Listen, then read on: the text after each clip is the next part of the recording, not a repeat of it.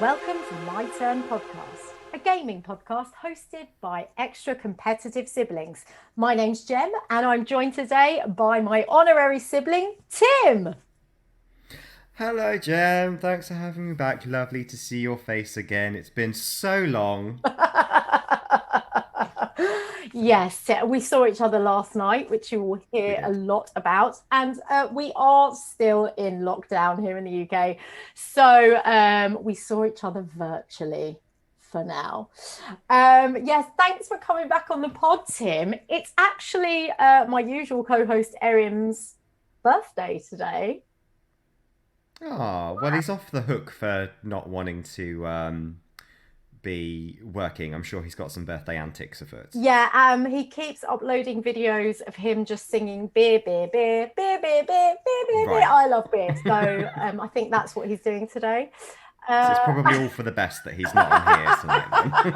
yeah, we wouldn't exactly. we wouldn't get much sense. Yeah, and obviously I can't hang out with him because lockdown. So I'm Mm, hanging out with you instead. yay. Yay. And speaking of lockdown, we Mm, finally in the last week here in the UK have had some indication of the slight easing of lockdown and some dates that we can look forward to. And so we thought, why not use this opportunity to talk about games that deal with escaping?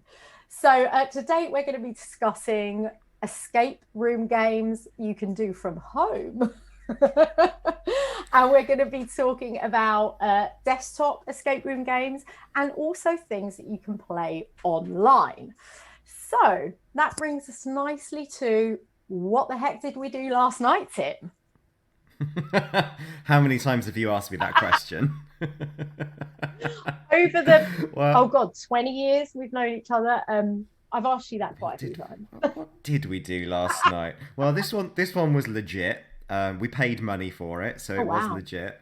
Um, I hope it's we legal. decided it was well. Some things happened. I mean, it was quite the adventure. Maybe we did witness a crime. Who knows? Maybe. It was all very involved. So we decided to explore the adventure, mystery, murder, mystery, escape room type experience that was Plymouth Point, which is the first in a trilogy of scenarios from Swamp Motel. Mhm. Swamp Motel is a company that has good theatrical credentials. They are founded by two people who are formerly of Punch Drunk. So if you've been to see any of their big productions, they toured nationally, like Sleep No More and The Drowned Man, which was incredible, and I can't believe that was 7 years ago now. Or even they collaborated on the Sky Arts drama The Third Day recently as a big, like, 8 hour or something theatrical installation with Jude Law, where they filmed non-stop across this slightly Wicker Man scenario in the island. And you can see all of those sort of slightly sinister, cultish, folk horror influences coming through in this adventure that we had. Yeah. So talk to us about, I mean, obviously I was there, so I'll chip in a little bit, but tell us a bit about what the setup was in a nutshell. So, we merry band of four that we were got our invite to a Zoom call, and on we went. And there was a mysterious other person called Catherine who was waiting for us. And we were, when you land on there, you're like, is this our guide? Is this an error? Has she come to the wrong room? Yeah. What's going on? But you're very quickly immersed in the idea that you are part of a sort of neighborhood watch. And this neighbor has called to say that she's very concerned about one of the other neighbors called Ivy, who seems to have gone missing. At that point, she has some internet troubles and disappears from the video feed, but is still there on the chat messages to give you a little hint of where you might want to go and look for next. And then it's over to you for about an hour or so to try and solve the mystery of what has happened to Ivy. Yeah, and I don't know if you thought this initially, Tim, but I actually thought that that was an actor live. Yeah, the first time you meet someone, I really did think it could be. It's very well put together. The links between when we're talking to each other on Zoom, when we're off elsewhere on the internet exploring things, and when they manage to bring us back to pay attention to some live video, some recorded video which is meant to be live, or else some extra content in the chat, was really seamless. Mm, Like technically, aside from internet connection troubles from one of our party, aside from yes. that, technically it was flawless. Yeah. And that is, I mean, I love the fact that they use Zoom, which is now this platform that everyone seems to be very, very familiar with since the start of lockdown. But obviously, the downside of these games is just the fact that everyone needs a really solid internet connection. And one of Yeah, I our mean, there's party did not. yeah. So I think a really good tip if you're going off to play one of these games is any if you've got sort of a team leader who is driving the situation as it were, and they've got multiple tabs open because you're comparing different bits of evidence and research. Anytime you open a new link, just drop it into the chat so that everyone has Yeah. access to it. Because especially when you've gone down a pathway of putting in a couple of passwords or so forth, it can take a little bit of while to get back there if you suddenly lose it. So record your links somewhere as a top tip. Yeah. And also, if someone volunteers to do the screen sharing because they've got a good internet connection and a very big screen, maybe just let them do it. Because I Well, you see, volunteered. that's some personal shade rather than a critique on poor swamp motel. Um, Yeah, so I think absolutely. one of the things I wanted to say about the experience that they put together is I really enjoy um, in not so much like an escape room that you get locked in, but when you go on these sort of outdoor running around adventures, when they manage to use things that already existed in the Mm. world. So they're not purely creating a closed, fictitious bubble, but you can go and find things that really are on Wikipedia or really are on YouTube, or if you're going on an adventure in the outside world, is like a real statue. Things that you would have seen every day. I really enjoy that sense of satisfaction of, oh, this was always here. I've learned something about the environment. Yeah, and I think to their credit, using those pre-existing tools that we, especially in this time, are very used to just switching from one search to another search to clicking on a video to clicking on a link. We've become sort of very articulate in doing that, in using multiple screens. And I thought that Mm-hmm. they really tied that into the way that you play the game, because essentially it was a missing person investigation, and the way that we then found clues felt really logical within the context of just using screens, sharing stuff in a chat, watching videos. Yeah, absolutely. And it gives you, I think, when they manage to have different directions you can go off for your research, that helps a bit more with the team play. Mm. Because when you've got an online experience, sometimes the onus on finding the right answer can fall on whoever's sharing their screen and is doing the leading. But when you've got opportunities to go out of that experience and research, it means everyone has a bit of an opportunity to chip in as well, which is quite important to try and bring the team together in an effort in this experience. How Yeah, did you find the kind of sense of team play I as really built by liked them it. rather than us? I think, yeah, in terms of the game design, I mean, maybe we can talk when we think about who we'd recommend this for, about how you could play it and might play it based on how we did. But yeah, in terms of the game design, I thought what was really nice was that there wasn't too much reading. There was a good amount of reading, but that Mm-hmm. there was a multimedia approach to finding clues. Having done kind of murder mystery things before, I found that it's very reading heavy. And this actually used different types of clue finding in the game design. So, for example, there was almost a kind of like match a person's face to another person's face moment, which was something Mm-hmm. that I've never played in one of these kind of games before. Also, as I said before, watching videos, listening to audio, that sort of diversified the experience, which I think directly links into team play, because as humans we all have different ways of absorbing information, And some people pick things up in a more auditory way. Some people were very visual. And I think that that really meant that everyone could find something. Mm-hmm. I know a lot of people find it really hard to read things unless they're reading out loud, for example. Other people, like you actually, Tim, find recognizing faces really hard. So, like the bit with the faces, it was good. It was illustrated. Yeah, because actually I found that, but if it had been a photograph, I Yeah, wouldn't. yeah, yeah. Because This is true. you're not This the is best true. at recognizing faces. I can't do it. Yeah, so I think it was good that there was a diversity in the clue Hmm. finding, and I think that that definitely helped people have different insights. Yeah. Yeah, I think one of the things that helps cement team play in these kinds of things, and I'm thinking about live experiences I've had as well, is when you have the opportunity to um, slow down with the amount of evidence that's coming your way, and you have to consult with each other and mm-hmm. kind of consolidate what you know so far. And I feel like that's something that's really difficult to do online, because you're conscious of how much you need to get through and cram it in. And actually, specifically in this experience, there wasn't a sense of um, progress bar, for want of another term. Mm-hmm. Like you weren't sure how far through the experience you were, so you didn't know whether you were ahead, whether you were behind, whether you could slow down and have a chat about what was going on in the story, or whether you needed to push through so that you got all the story.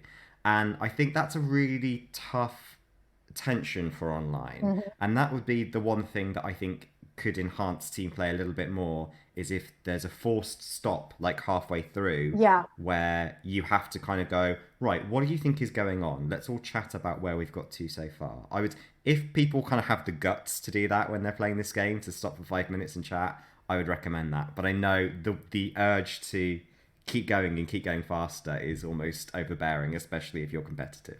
yeah, I think that's a really good insight, actually, Tim, and something that didn't really occur to me at the time last night when we were playing. But as you're saying it, you're right, because I was actually surprised how close we were to the time limit at the end. I thought Hmm. we'd gone full pelt through it, and I don't remember spending that much time deliberating. I think that we lost a bit of time when our friend lost their connection and we had to kind of reopen all the windows. But it didn't feel like that long. It felt about 6 minutes, something like that. Yeah. But we actually ended with only 10 minutes to go.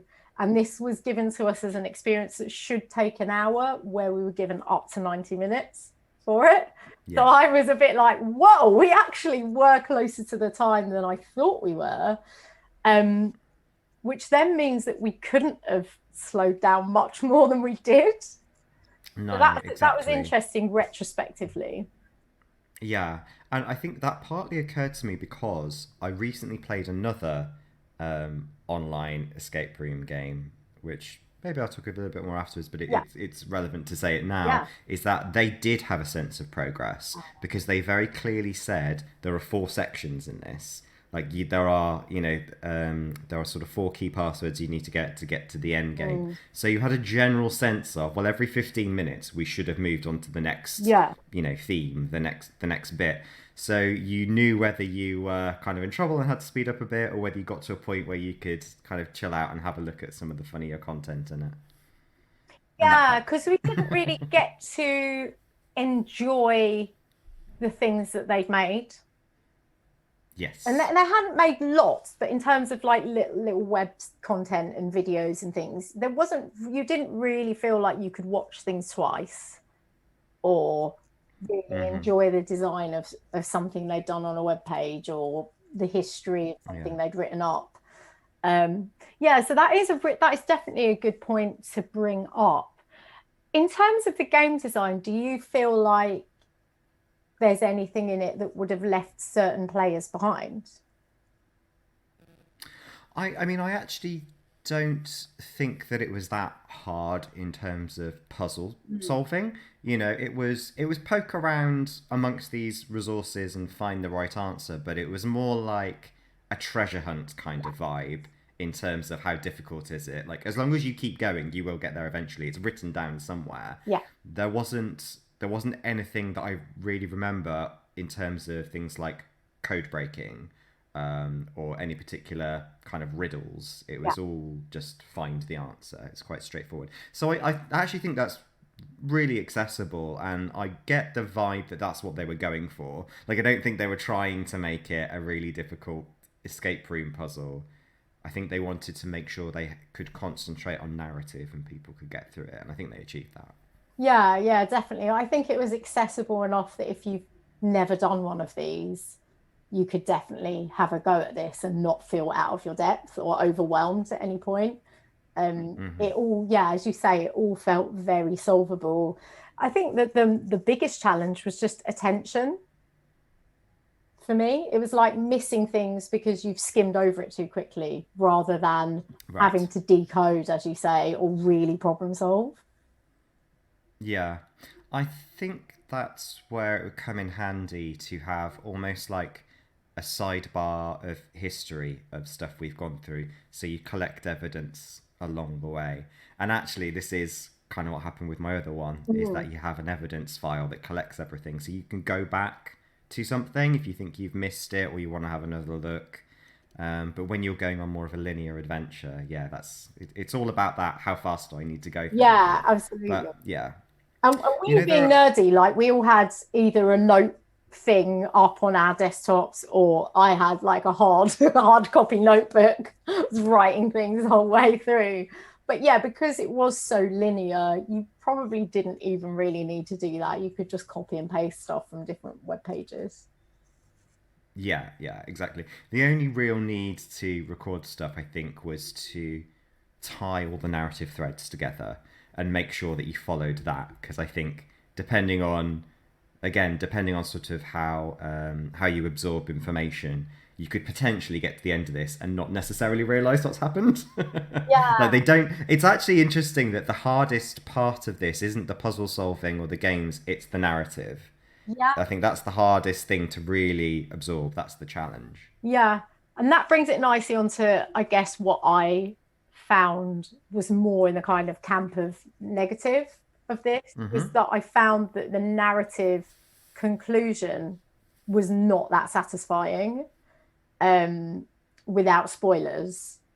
It felt like there was so many layers to the narrative early on, which perhaps if you really wanted to get into it might have been overwhelming in terms of how many layers of history and backstory they've actually gone to the time of building in.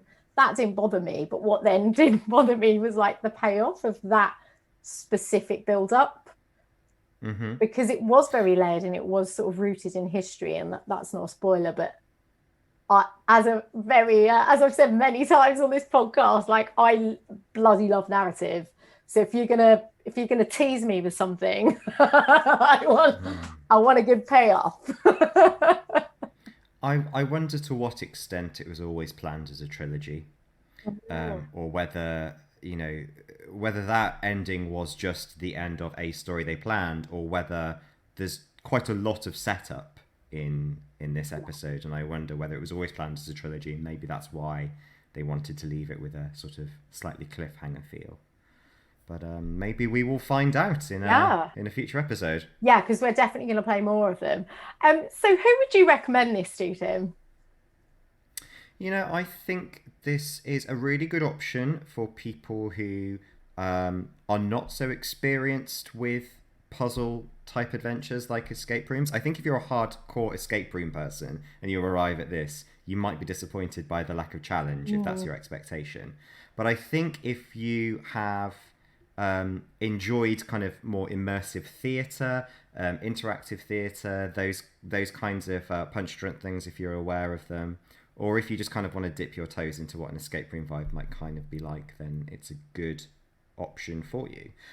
Just remember to pick people that you can communicate well with, so you get the most out of the experience. yeah, yeah, definitely. And definitely pick people who feel confident in communicating, I think, because where you're on a video call and once you get into the nitty gritty of following the trail and you're opening lots of tabs, you can't really see each other very well, especially if you're on a slightly smaller screen.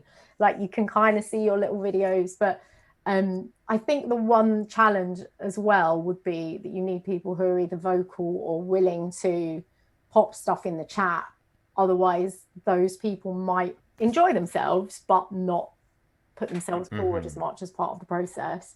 And as you say, you feel like you're in a little bit of a rush, so it's very hard to like pull people forwards if you don't. I guess if someone is less assertive than everyone else. But I definitely think you're right. It's definitely a good beginner's introduction to these kinds of games.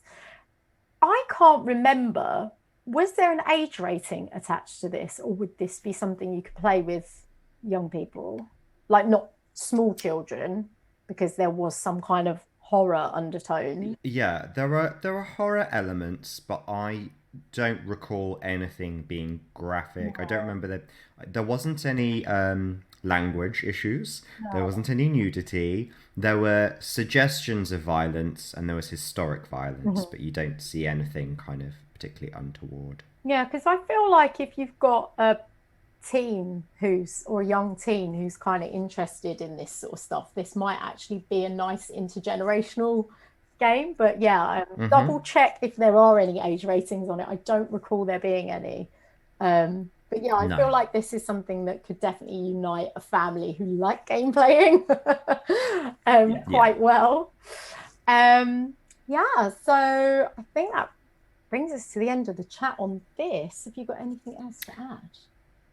Well, I would like to, I guess, talk a little bit more about the other escape room I did recently online, just for comparison. I won't go Yeah, deep into the story, but it's interesting to pick up the things that they did differently that I thought worked. yeah, so tell me about Um, that. well, the first comparison thing I'll do is really blunt, which is just that the group ticket for Plymouth Point is £55, Mhm. no matter how many people you have. For the online escape room I did, which was the same amount of time you get between an hour and a quarter, was £25. So if budget's an issue for trying these things out, then this is another good option because it's a lot cheaper, especially if you share it between 4 or 5 people. It's only a few quid. So that's good. So they are called Escape Live, escapelive.co.uk. I played the game Rogue Agents, which is That already sounds it has fun. similar elements in that someone's done something naughty, Yeah. and you need to find out where they've done. It's actually centered around art theft, so Oh, it's a bit less murdery bit if Thomas that's an Crown affair. issue. So yes, exactly. It feels a bit more heisty. Oh, Um, so you have to find someone who has been adding to their personal art collection and stealing from various galleries, leading to their eventual hopeful arrest. Now, this one didn't have any kind of sense of it being a live experience. We didn't join a Zoom call with another person who guided us through the narration, and that also means that there's no live help right. in terms of, oh, they should be at this point by now. But as I said, you get a sense of how far through you should get because there are like these 4 sections, and you know how long you're supposed to take on it. And there are clues that you can access if you want to that are recorded down, and you get stuck. So you're not without help. Mm. There's much more of a sense of it being contained. I won't say you never leave kind of that area to do things elsewhere on the internet because maybe you do. But it's a lot more sort of contained as you log on to this portal, and lots of things happen within this portal. So you can share your screen any way you want. It doesn't have to be Zoom, although we did. And then, as I say, you get access to different pieces of evidence and case files, and it's quite satisfyingly varied. So you've got lists of art exhibitions, you get the passport of the subject, and you get evidence photos of what art he stole already that was recovered from his house. And you have to do things like piece together when an exhibit was on, with when he was in that particular country, with what piece was he looking for by the theme of the exhibition. And there's lots of cross-referencing of evidence, which is a good team activity because it's a lot easier if you're on one piece and your partner's on the other piece, and you can sort of say, have you got one of these, and so forth. There was also things like security camera footage you had to analyse to find number plates and phone numbers and things. And it was I've completely forgotten what I was going to add in. There was like one more really spicy bit that I was going to throw in. Oh, I know. You get to hack into their computer and look through their private files and their internet Oh, history. wicked. And the point of looking through the internet history is to figure out, which place they're targeting next, and also look at their searches to determine where they're hiding out, so you can go and arrest them. But there's really funny little details as well, which is where this "how much time have I got? Can I play about?" thing comes in. Yeah. Where you can look at like all the cat and dog gifs they've downloaded, and it just adds a kind of sense of fun to the character that you're hunting down as well. That it's not all evil. There actually is no time limit on this one because there's no live element to it. You can log in and spend as much time as you want, but they do say it will take you about an hour. Okay. Oh, So okay. again, a great idea for beginners who are maybe just feeling their way around how this works. The puzzles are harder in this one though. There is slightly more difficult puzzle solving, but as I say, because there's no time limit, if you've got the time to spend figuring it out together, it's a nice way to do it. Pressure's off. Yeah. That sounds really fun.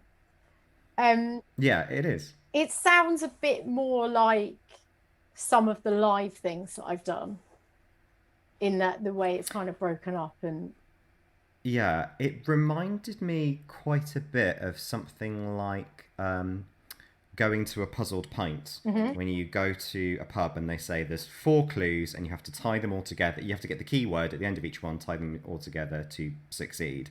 And there's bits of like code breaking and sorting through messages. It has that sort of vibe. Yeah. Yeah.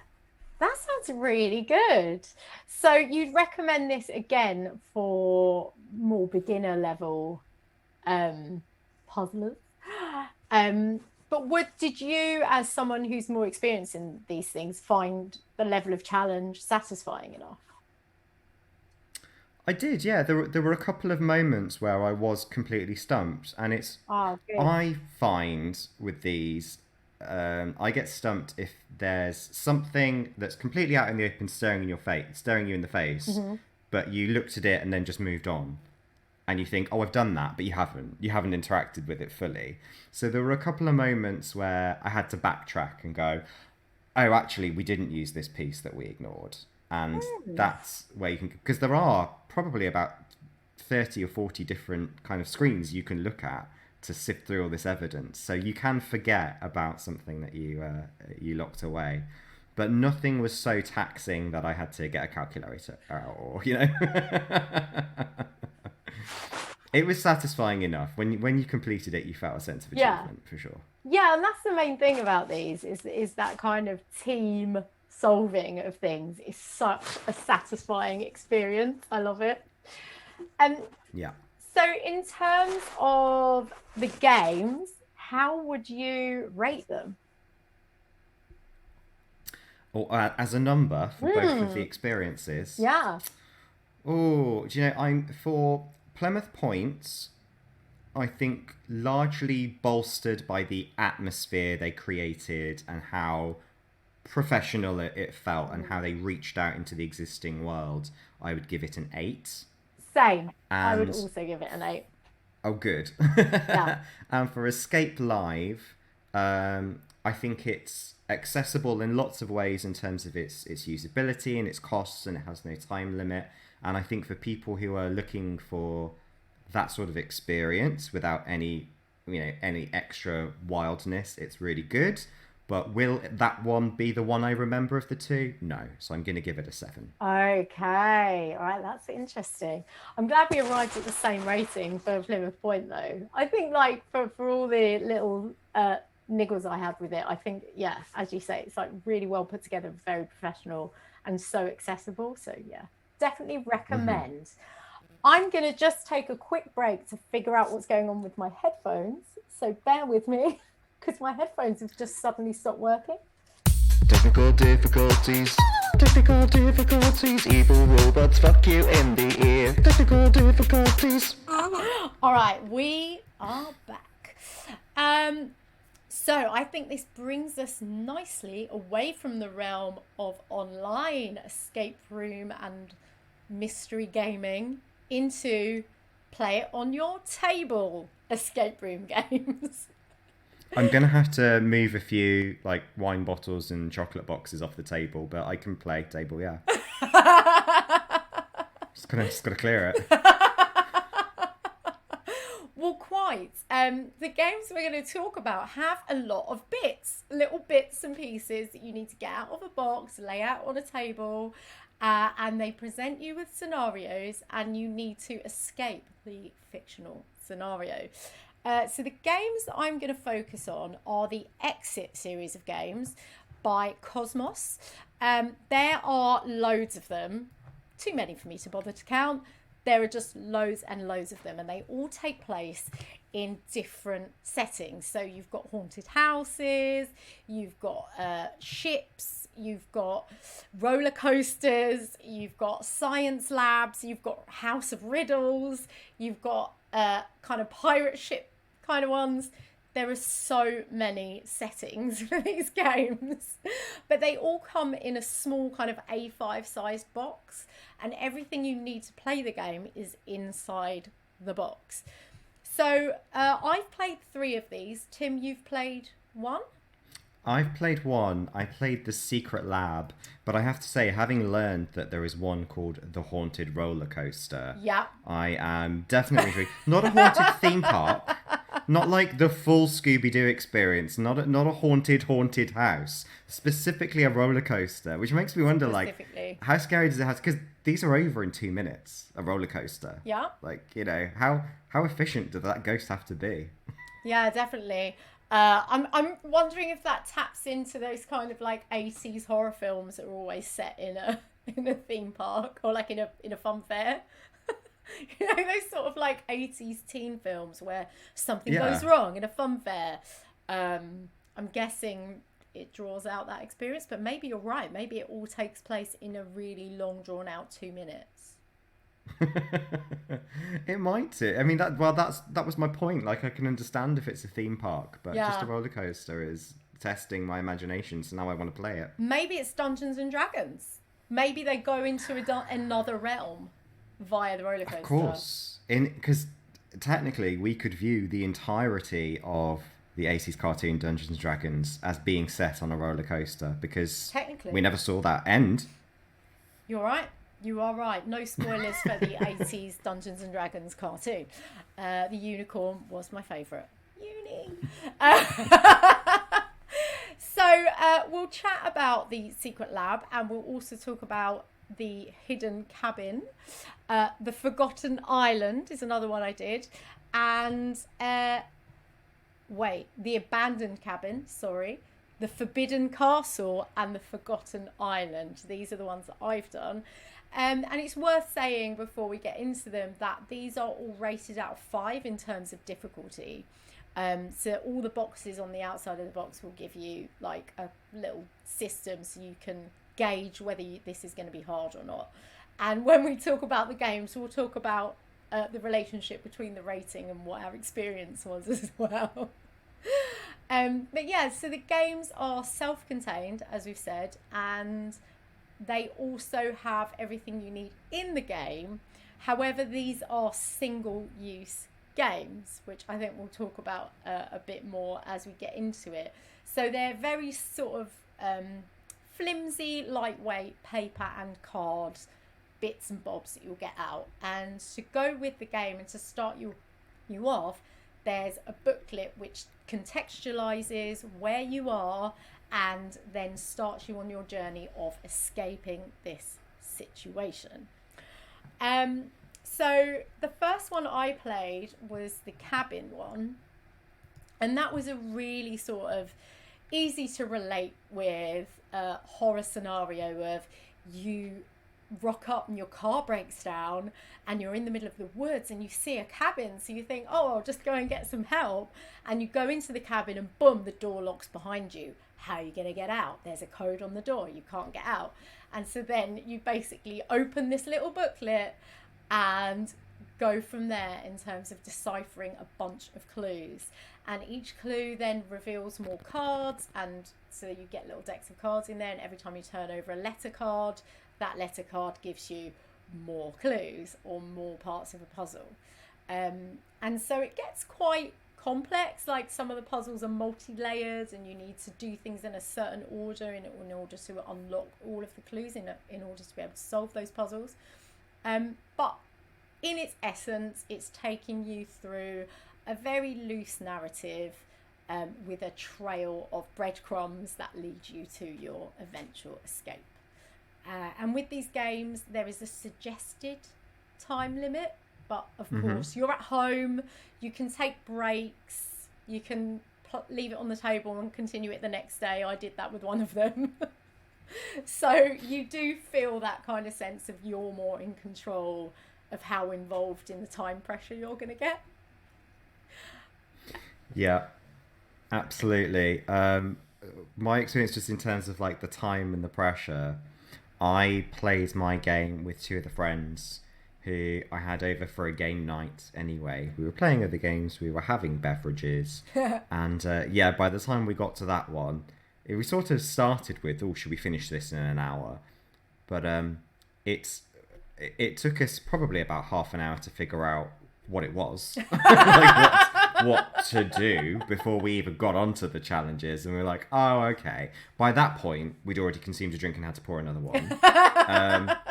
And it's at that point you go, do you know what? Let's not hurry this. Let's just enjoy it. Yeah, yeah. And it did not diminish the experience at all, I don't think.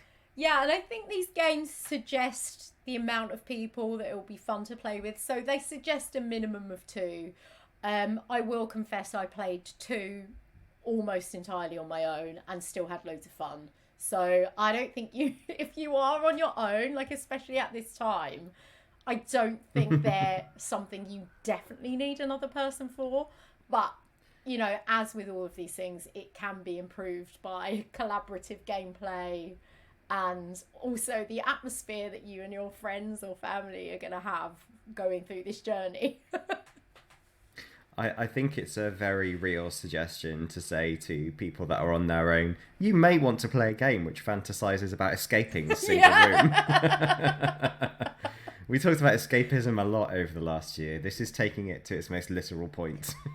Definitely. And honestly, like I played one almost entirely on my own and the second one more than half of it on my own. And it really is satisfying. You really feel like you're achieving something.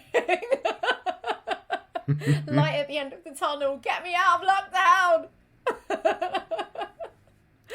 Yeah. This very long, dark, girthy tunnel. There is a light, finally. Yeah. So when you played your one, the Secret Lab game, how?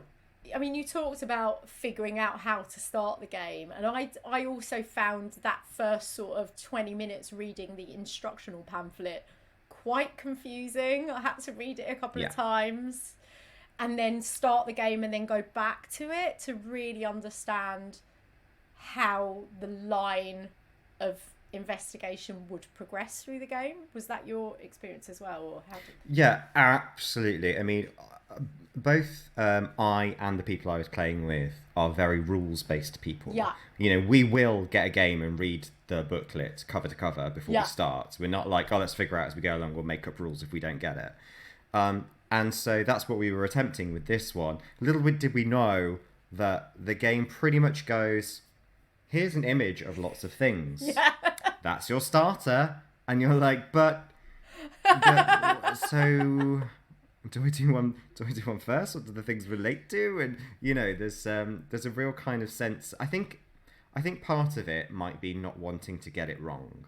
That hesitation of jumping right in. There may be some other people who will instantly start cutting things up and folding things and moving them around and being like, you know, the kind of person who would, I suppose, rather take an engine apart and put it back together again than read a manual on how it works. Maybe that's what it was. But we certainly struggled to begin. Once we figured out that there was a lot of lateral thinking involved in terms of the images, the gameplay started to make more sense, and then it went along at more of a pace. Yeah, I think my experience was almost exactly the same, except when I saw that there were things to kind of cut out and put together, I was doing that while reading the instructions.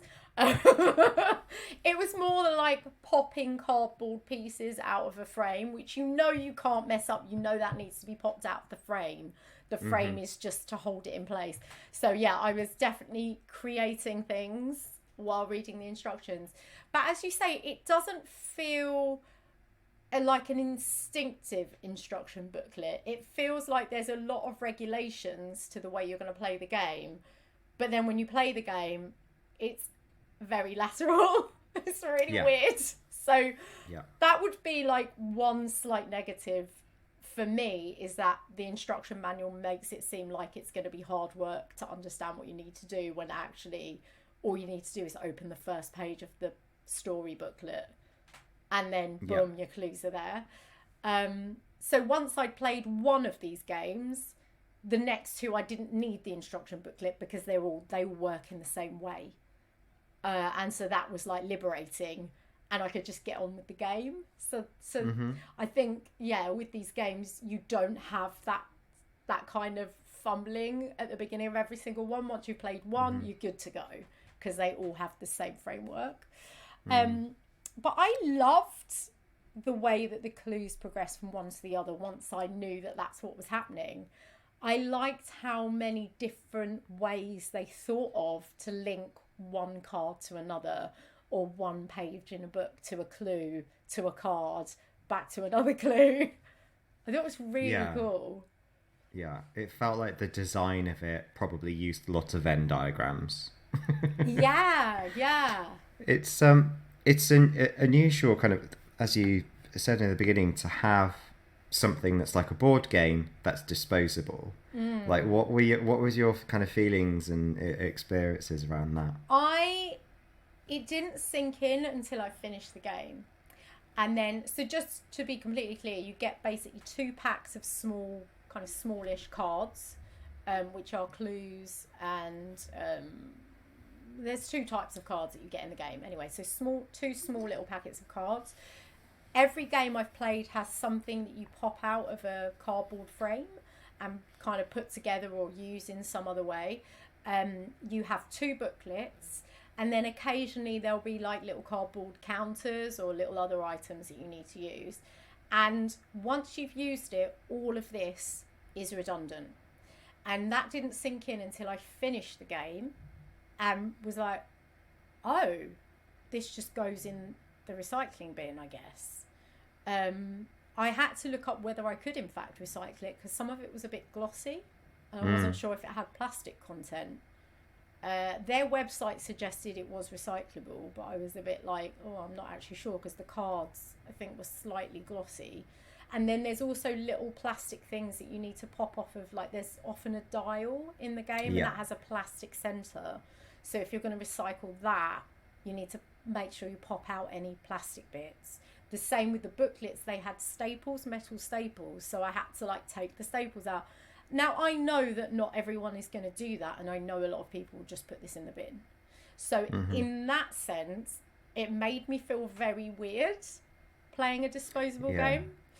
And I was like, is this good? Because I know paper recycling, technically, it does get reused. Paper recycling is generally one of the better, more easy to do recycling processes in most countries. However, it still felt weird. It felt weird that I couldn't re-gift the game to someone else. Yeah. Because I'd ruined it by having... You have to ruin it to play it, essentially. Yeah, I think I remember in ours that we hadn't necessarily torn anything apart, but if you were to give it to someone else, it would be obvious the things you folded and cut out, and it couldn't quite be here back together. So yeah, I know what you mean. I feel like as enjoyable as the game is, there probably, I don't think it's a should this exist or not. I think there probably is a game that's like 90% like this, that you could add an extra 10% on to make it a bit more reusable. Yeah. Like find a way even to make it easier for people to regift it. I feel like there's a not too difficult design solution somewhere around the corner just to make these games a little bit more sustainable. Yeah. And in the games that I played, you did have to cut things. So there was no sense. Some of them were folding. So yeah, you could unfold the paper, but as you say, you've given the clue away if you folded it in the right way. But there were some things you literally had to cut out. So yeah, there is, just as you say, like, use a little bit more of that ingenuity to figure out a way that even if you can't play it again, you can regift it and maybe make that part of the sell of the game. Maybe it's like some of these games are dealing with curses. Certainly, like, one of them I played was dealing with a curse. So make that part of the game, like you're passing the cursing story on. You know, like a lot of horrors are based around an object being found by another group of people, and if they could wrap that into the narratives of the games, I think that could be really fun and add something to it. I think there are definitely some options that they could explore, and maybe they will in their next generation of games. I mean, I think it was probably one of these. It feels like it was one of these things that was created. Well, I believe it is a married couple in Germany. Yeah, I think they are. And yeah, it feels like one of these things that they created as a good idea, and then it just got so popular that they made more and more. And perhaps they haven't thought, how do we evolve this? But hopefully now, you know, that they've been successful and they've had more investment, they can think about the next evolution of that. Yeah, and one thing to mention about these games as well, I don't know if you did it, but they've produced soundtracks. So you can go on like, listen to it, which I did for one of them because I was playing it on my own. I was like, I'll just listen to the atmospheric soundtrack.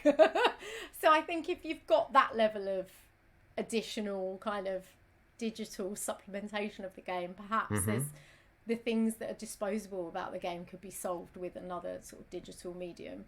But let's see. A bit of a hybrid model where the disposable elements are digital, but you can have a permanent sort of physical setting as well. Yeah. And just in terms of the gameplay, do you recall what challenge level your game was? Or in fact, I could look it up probably. On their rating. I've got the website in front of me. Let's see if I can see. It's 3.5. Oh, okay. So how did you find, once you knew what you were doing, how did you find the challenge level of the puzzles? I mean, as I recall, we actually did find it like quite taxing. And obviously, the beginning, what are we doing aside, the puzzles did have enough elements in it that you had to not only hold on to one lateral thought, but multiple. So it was quite challenging. We did get through them all. Like, we didn't ever get so lost that we gave up or we needed help or it took us more than a couple of hours. But I think what was good as well is that we sort of did a team effort on each kind of stage of a puzzle for the first few minutes. And then invariably, one of us would be like, oh, I've got this now. And then there's a certain amount of legwork to do once you've solved the problem, isn't there? Of like writing down codes or whatever. And so it would go off to that person and the other two would move on to the next section and they'd start working on that. And so we found that there was a variety of problem solving, and because we had a variety of brains among us, it was more likely that one of us was going to be able to solve a puzzle than the other. If I'd been doing it all by myself, I probably would have made it spread over a couple of days because I reckon my brain would have got tired. I took quite a long time when I was doing the one on my own.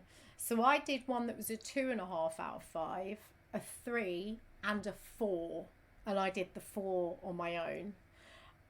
It took me quite a long time. But the thing I found, I'm the same as you. Like, I found them a good level of challenging in that I had to think about things. And when I got it, I was really proud of myself. Like, there was a couple where I just got it because my brain works in that way. And I was like, oh, they're reaching for this kind of puzzle. So then I would work backwards from, I know it's this kind of puzzle. And I like that. That made me feel really good. What myself and my partner, who I played most, like the first two with, struggled with was we had to cheat sometimes because the items that you were given in the box were too flimsy to do what they were designed to do. So without spoilers, there were 2 games where it was, you could only get the answer if the little cardboard things worked. And they're cardboard, but they're very, very thin cardboard. And the design of the puzzle depended on them being rigid. And I was like, okay, I'm going to go and get more cardboard, back this onto another bit of cardboard and solve the puzzle, which is just more wasteful, and why? Or I'm going to have to cheat. And that was really frustrating because that was literally the tools in the box, as well designed as the puzzle was, the tools in the box weren't sufficient to be able to do the puzzle. And that was really frustrating. And also, as part of that disposability of the game, is that actually, if the game was a reusable game, the quality of those particular puzzle items would have been such that we wouldn't have had that issue. So that there was a bit of like annoyance on my part for that. Did you have any that you had to either find a solution or get clues for? Because you had cards that you could get clues. No, we didn't. All the pieces worked. In terms of the puzzling, we persevered. But I think having, as I say, different ways of thinking on the team helped us push through anything that we might have otherwise given up on. Yeah, I think it really depends who you play with, because we took quite a few clues, especially in the first game. I think still getting used to the way that they link together. And then when I played on my own, I had to take quite a few clues. And the clues annoyed me because when I got the clue, I was like, oh, it's because this thing doesn't fold in the right way. And then that annoyed me because I was like, that's not my fault. Yeah, there comes a certain point where you need to spare your own sanity on these things. Yeah, and that's me being competitive with myself. Yeah. I think that would feed into my suggestion of who this is for, though. I definitely think it's for people who enjoy tricky puzzles, because it is all about the puzzle. There's no, like, there's vague narrative, but it's not, it's not like the others we've spoken about. So for people who enjoy puzzles, but also to make sure you've got a team of people who think differently, because it will really help you to incorporate different perspectives, just to save yourself from going crazy, really. Yeah, I'd agree with that recommendation. But as I said, I would if you are someone who enjoys your puzzles, I would recommend having a go on your own if you're stuck on your own at the moment, because it is accessible. I'd maybe start with one of the lower rating ones. The one last thing I want to say about these ratings on these games, I know you've only played one, so you probably won't have the same feeling about it. I don't think the games get harder. I think that the links between the clues become more tenuous. And that's something that myself and my partner found. And my brothers Erin and Bilen also have played the same games as me, but we had the same games, so we had to play them separately with other people. But they said the same thing. They said they didn't find the puzzling harder in the harder level games. They found the clues, the links more tenuous. And so that becomes about you having to think, in what weird way might they have found a link between these two things? And some of them were like, oh, really? They weren't as satisfying as the sort of easier level game, which just felt like pure puzzles. So that's something I'd say to bear in mind. So maybe go in with a sort of 2 out of 5 or a 2.5, 3 out of 5, even if you think you're a great puzzler, because I think it's more satisfying at that level. Yeah. Yeah. Makes sense. The rating is holistic rather than per puzzle. So does that lead us on to your own rating? Oh, yeah. I'm going to rate it as a collective experience because I found the games very similar. That's not to say you wouldn't enjoy playing more than one, but I'm going to rate it as a kind of style of gameplay. So for me, I'm going to give these 7.5 out of 10. Partly because of the chucking stuff away. I would have rated it higher if not. But I think the puzzle design and the ideas and the innovation with linking clues is actually really good. So yeah, 7.5 for me. Nice. I would say that I really enjoy solving puzzles. I enjoy kind of like brain taxing things, and to be able to do that, with friends on a game night over some drinks as well is really fun. However, I feel like I could get that same experience by just extracting individual puzzles from other places. And if I'm going to assess it as a game, as in a construction kind of that's been made to deliver those puzzles, it falls a lot shorter for me. In that I feel like it could develop a lot more in the way they've managed to bring those puzzles in. So I would say more like a 7.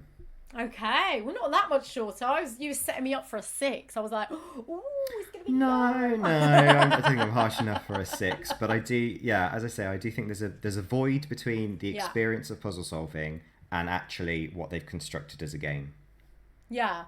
And actually, one last recommendation for this is if you're someone who is housebound for any other reason or shielding beyond COVID, and you want to get a feel for an escape room, I think it's a nice sort of entry into what that might feel like. You just might need to get that atmospheric soundtrack on, and maybe get a friend or a family member who's really good at reading the instructions to like build the atmosphere for you. But I think for people who can't get to escape rooms, they're not very accessible for people with any kind of mobility issues, let's face it. So I think that this is a nice way of having a go at something like that. For sure. Bring your own theatricality to the table. Yeah, definitely. Well, I think that rounds us up, Tim. How are you going to... I feel rounded. Well, that's the wine and chocolate boxes that are still sitting on my table. Oh my gosh, yeah. We've just finished our Christmas chocolate this week. I think I've got like Happy New Year. Half a bar left, just in time for Easter replenishment. So thank you very much for joining us for this episode of My Turn podcast. Please get in touch if you played any other escape room type games or any of these online experiences. We'd love to hear from you and your thoughts. And also, if you are willing and able, we'd love you to like and rate us. Please, if you're on iTunes or if you listen on iTunes, consider giving us a 5-star review. We do this for free and it really helps us get out there. So thank you very much again, and you'll hear us again next time. Bye. Bye. See you later, Tim. Bye.